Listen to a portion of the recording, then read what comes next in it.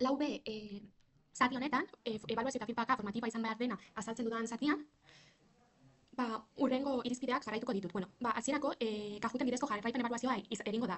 Gai bakoitzaren amaieran galdetegi laburrak egingo dira eta hemen ikusi ahal izango dut ikasleen jarraipena. Hauek dira nire ikasleak eta hauek dira zenbatetan erantzun duten ongi, zein puntuazioa izan duten eta zeintzuk izan diren galdera zailenak.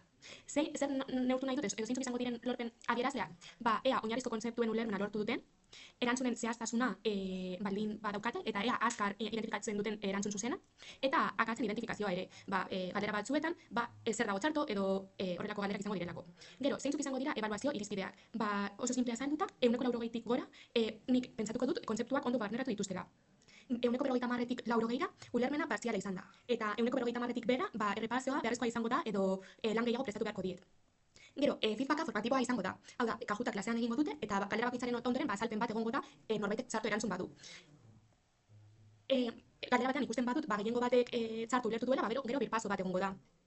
Eta haiek ere bere burua ezagutu ahalko dute eta bere puntu ahulak identifikatu. Gero ere Google Classroomen bidezko entregak egingo dituzte. Hor, bere proiektuak edo bere proiektuen URL-ak txertatuko dituzte eta ikusi ahal izango dut haien evoluzioa. Lehenengo entregak azken entregekin alderatuta. Haien hobekuntza ikusteko.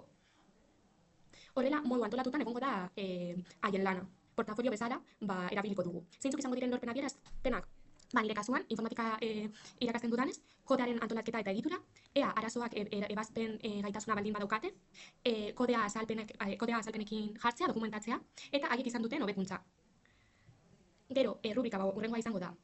Puntu guztiak izango dituzte, ondo egitarututa eta garatuta badago. Gero, 3 puntu izango dituzte, normalean, orokorrean zuzena bada, baina hobekuntza txiki batzuk egin izango balira. Gero, 2 oinarrizkoa egin badute akats batzuekin, gero bat zailtasun handiak ikusten badira eta ikusten bada ikaslea ez dela heldu behar lirateken unera, eta 0 ez badu entregatzen.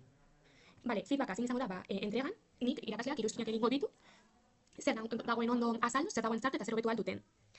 Eta bigarren bertsio bat egiteko ze urratsak egin behar duten adieraziko zaie. Gero, F-Puzzlen bideoak izango ditugu eta bideoan zehar galdera batzuk egongo dira. Bideo interaktiboak izango dira. Orduan, erraminta honen bidez, neurtuko dut ea ikasleek bideo osoa ikusten duten, ea ulertu duten galderei ondo erantzuten badiote, eta hobekuntza baita.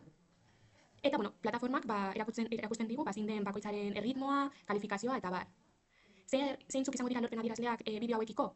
Ea edukiak ulertzen dituzten, bideoa ikusten duten, eta ea akatzak gutxitzen badituzte. Eta zer neurtuko dut, erantzunen zuzentasuna, bideoa osorik ikusi baduten, eta ea zenbat alditan ikusi duten bideo bat. Feedbacka izango da automatikoa, galdera bakoitzeko ondo edo txarto egiten badute feedback bat izango dute, eta erantzuna txarra baldin bada, berriro saiatzeko aukera izango dute. Gero, ere GitHub erabiliko dut, guk kodearekin lan egiten dugunez eta enpresa gehienek GitHub herramienta erabiltzen dutenez, badena errepositorio bat, odeien, guk ere gure lanak txertatuko ditugu, ikasleek txertatuko dituzte. Eta GitHubeko linka estatuko diegu Classroomean. Hemen ez dute lan osoa txertatuko, baizik eta linka. Eta link horretan GitHuben izango dute guztia ondo antolatuta. Orduan, zer neurtuko dut GitHuben? Ikaslearen evoluzioa proiektuetan. GitHuben ikusi aldelako, zer lan egin duten, haiek esan behar dute zer egin duten igoera bakoitzeko, noiz egin duten, ea egin duten egun batean guztia edo joan diren pizkanaka egiten, non izan dituzten zailtasunak, gero ikus daiteke ere kodearen kalitatea, eta talde lanetan zeintzuk parte hartu duten, eta hori talde lanaren jarraipena egiteko. Gainera, lehenengo komitak eta azkenak alderatuz, haien evoluzioa ere ikus daiteke. Adibidez hau bada lan bat, nire ikasleena, eta hemen ikus daiteke nola 3 ikasle parte hartu duten, eta hemen jartzen zuten adibidez korrekzionen tal screen. Eta hemen ikus daiteke, ikasle baten lan batean, zenbat haien komitaren maiztasun, haien igoeraren maiztasun. Orduan, ze lorpen adierazle kontuan izango ditut?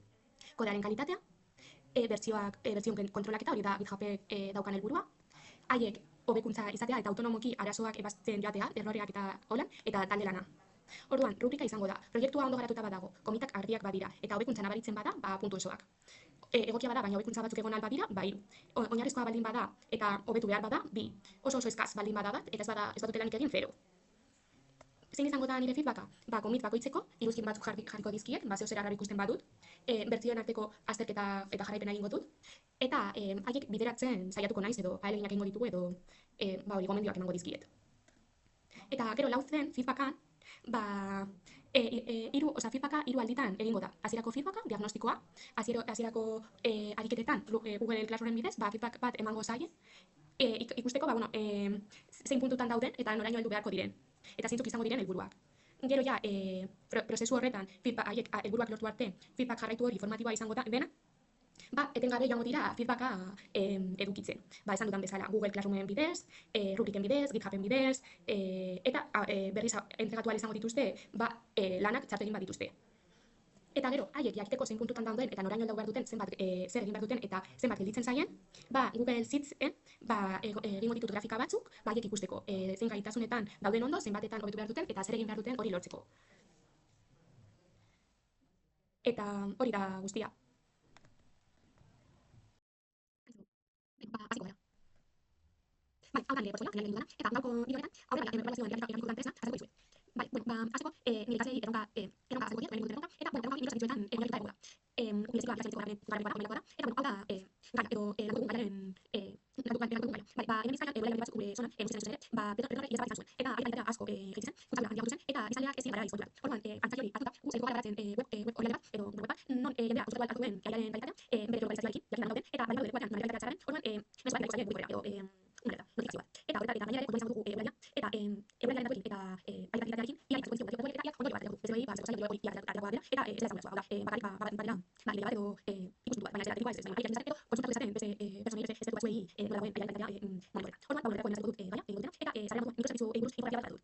Non, egazatzen den mikrozerbizu egitura erabiltzale panelik. Mikrozerbizuak datza web horrela funtzionalitate praktiko izango duela zerbitzu bat, eta, abandela agertzen dira. Eta, agertzen da informatiba bat, non, hau da, haiek orain arte erabilituten artikulua, eta izango da, orain arte erabilituten. Orduan, zer egingo dugu test bat, jakiteko zein den haien ezagutza, baina buruz, gure maila desberdineko ikasleak ditugu, haien kabuz osatzen dituzte ez. Orduan, erabiltut Google formulailoa, eta hemen dauzate, erabiltut gainera Google formulailoa, zer eta, eman dituzte, prozesua ditut, manera hau, izango ditut grafika batzuk, haien erantzuna ikusteko, eta nola joan jakiteko, gainera, ez izan daiteke anonimoa edo ez, kasunetan ez anonimoa izango, bilateko zentzu ondo batzen zentzu ez, gurengo bide izango dudalako klasen honetan, eta horretak jarri, dauzka testak, galdera erantzuna hitzekin, izan ezartu, dauka beste modako batzuk, nik bilago dirditut, baina ere dela maila egitea. Orduan, horretak iruditzen zait oso egokia dela honetarako, eta gainera, ez dela, ikusteko, eta nire klasearen ezagutza, nire klasen ezagutza